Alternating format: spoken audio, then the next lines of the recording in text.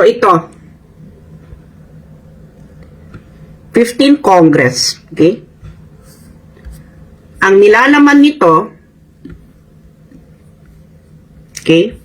Nilalaman nito is maintaining the prevailing system of accounting and liquidation of the respective budgetary allocations of each member of the Senate and the House of Representatives as classified. Anong ibig sabihin niya, mga friends? Ang accounting at liquidation ng bilyong-bilyong salapi ninyo ay classified. Kaya wala silang COA audit report individually.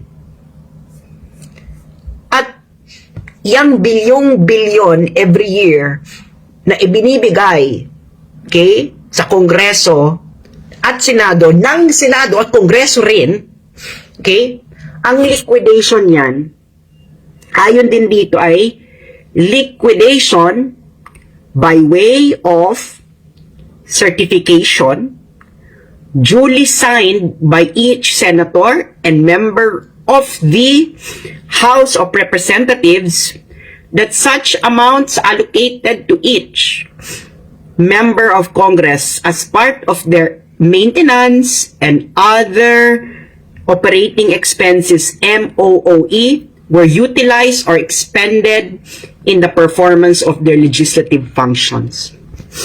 Ano ibig sabihin nito? Kayong mga nagtatrabaho, pag ginastos ninyo ang pera ng amo ninyo, ano ang ibinibigay ninyo para ma-prove na itong perang ito ay ginastos para doon? Resibo.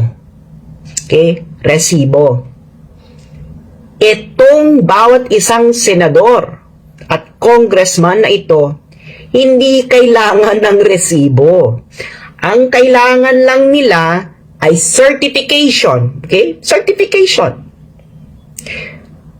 Ako, si ganito, ang perang ito ay ginastos para sa aking maintenance and other operating expenses. Parang ganyan lang. Okay na yan. O sino ba itong mga magigiting na ito? So ako'y nagsaliksik. Okay? Pinuntahan ko ang journal ng Senado una. Okay? Makikita niyan. Makikita nyo yan dito. Ayan, no? Pag pumunta kayo, makikita nyo yung record. Dito tayo sa journal. Ayan. Sa anong journal ba ito ng ano? Senate of the Philippines. Ayan. Senate of the Philippines Journal. Session number 13, August 24, 2011. Para makita natin, no, kung sino yung mga bumoto at hindi bumoto. May matino ba tayong senador or wala tayong matinong senador? Diba?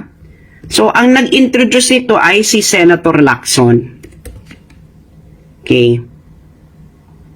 So, ito ang kanyang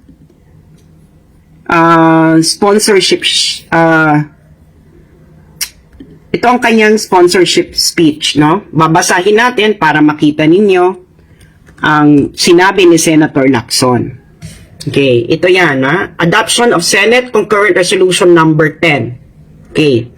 Sabi ni Senator Lacson, okay, kanyang sinusulong ang confidential accounting and liquidation dahil daw delicate ang nature at duties ng mga legislators. Okay, delicate daw. Delicate. Okay? Delicate daw. Ngayon, isa pang sinabi niya. Okay? Meron daw fiscal autonomy. Okay? Ang Kongreso.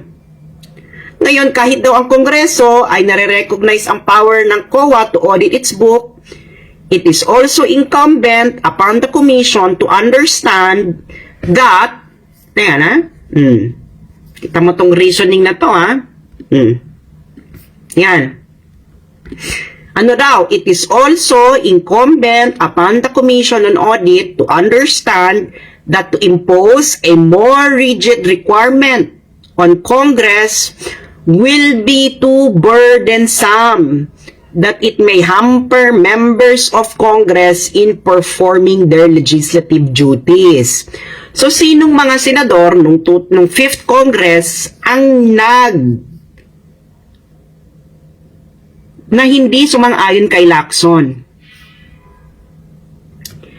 Upon motion of Senator Soto, there being no objection, Senate Concurrent Resolution number 10 was adopted by the body. Ibig sabihin po, walang senador ang nag-object. Wala ring debate. Unanimous. Okay. Kaya itong mga nagmamalinis na to, tigilan ninyo ako. Transparency. Puntahan ninyo sino ang mga senador noong 2011, 5th Congress. Wala kahit isa sa kanila ang nakipaglaban para hindi confidential ang liquidation at accounting ng ginagastos ng bawat isang senador at congressman.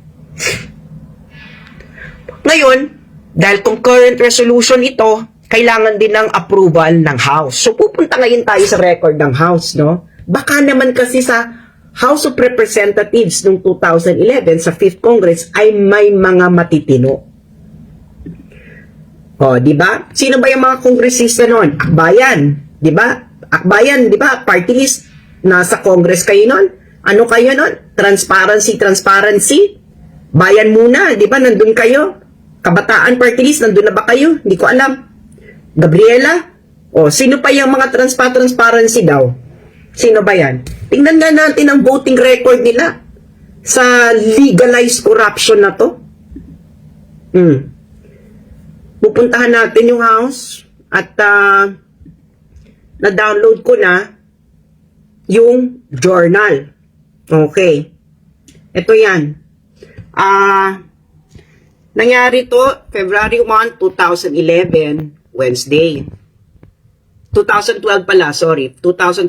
So, doon nila, sino ang nag-introduce sa House? Representative Binay, Mr. Speaker, we are in receipt of a message from the Senate dated August 24, 2011, informing the House of Representatives that the Senate, on even date, passed Senate Concurrent Resolution number 10, entitled Concurrent Resolution Maintaining the Prevailing System of Accounting and Liquidation of the respective budgetary allocations of each members of the Senate and the House of Representatives as classified and consistent of. Basically, na-classified ang kanilang liquidation at accounting. So, meron bang debate? Wala. Walang debate. Sabi niya, Mr. Speaker, Representative Binay, I move for the adoption of Senate Concurrent Resolution number 10. Sabi ng Deputy Speaker, si Representative Garcia, is there any objection? Silence.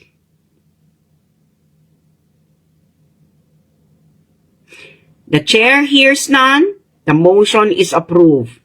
Senate Concurrent Resolution number 10 is hereby adopted.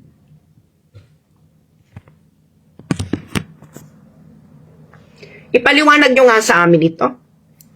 Bakit kahit isang congressman, lalo na yung mga anti-corruption daw sila for transparency, ay hindi nag-object dito?